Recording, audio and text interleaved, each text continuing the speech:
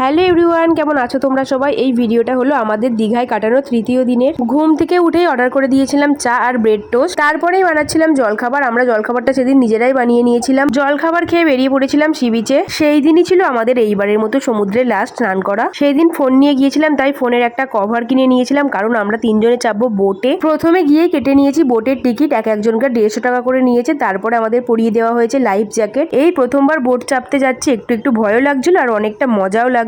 দারুণ মজা হয়েছে। প্রথমে একটু ভয় লাগছিল, তারপরে খুব মজা করেছি আমরা সবাই। 2 কিলোমিটার মোট নিয়ে যাওয়া হয়েছিল।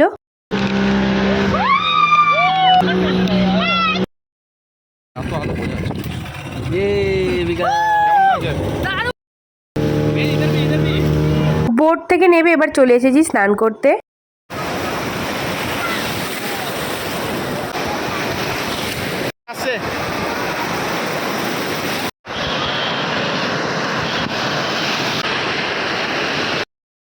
প্রায় 1.5 থেকে 2 ঘন্টা ছিলাম সি বিচে। এবার যাব হোটেলে। তার আগে খেয়ে নিচ্ছিলাম একটু ঠান্ডা ঠান্ডা কুলফি। এই গরমে আনন্দের থেকে কষ্ট হয়েছে বেশি। এরপরে ফেরার পথে খেয়ে নিয়েছিলাম ডাবের জল। ডাবের জলের সাথে ডাবের শাঁসও খেতে বেশ ভালোই লাগে। এরপর হোটেলে এসে বসে পড়ি দুপুরের খাবার খেতে। সেদিন দুপুরে নিয়েছিলাম ইলিশ মাছ, মুসুর ডাল, আলু পোস্ত আর ভাত। তাহলে ভিডিওটা এতটুকুই। ভালো লাগলে লাইক করে দিও। দেখা হচ্ছে পরের ভিডিও। ততক্ষণ সবাইকে টাটা।